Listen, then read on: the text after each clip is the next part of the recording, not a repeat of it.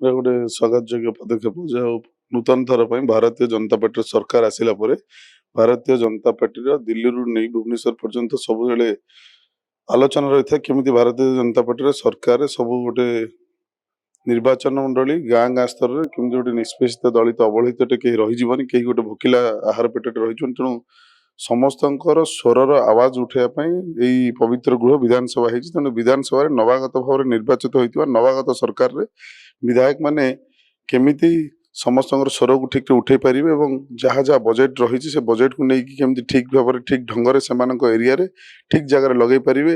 ଯେଉଁଠି ଗୋଟେ ଆର୍ଡି ରୋଡ୍ ହଉ, R&B ରୋଡ୍ ହଉ, ଯେଉଁଠି ଗୋଟେ ଟୁରିଜିମର କାମ ହଉ, ଯେଉଁଠି ଗୋଟେ ବ୍ଲକର ପଞ୍ଚାୟତରାଜର ଯେଉଁ ଫଣ୍ଡ ହଉ, ଯାହା ଠିକ୍ ଜାଗାରେ ଲଗାଇ କରିପାରିବେ ସେଟା ଗୋଟେ ସମସ୍ତ ଟ୍ରେନିଂ ଦିଆଯିବ। ଏଇଟା ଗୋଟେ ସ୍ୱାଗତ ଯୋଗ୍ୟ। ଏଇଟା ତ ମୁଁ ଦେଖୁଛି ପ୍ରାୟ ଓଡ଼ିଶାରେ 17ତମ ଇଲେକ୍ସନ ଭିତରେ ଏଇଟା ଫାର୍ଷ୍ଟ ଟାଇମ୍ ଟ୍ରେନିଂ ସେଣ୍ଟରଟେ ଖୋଲା ହେଉଛି। ବହୁତ ସ୍ୱାଗତ।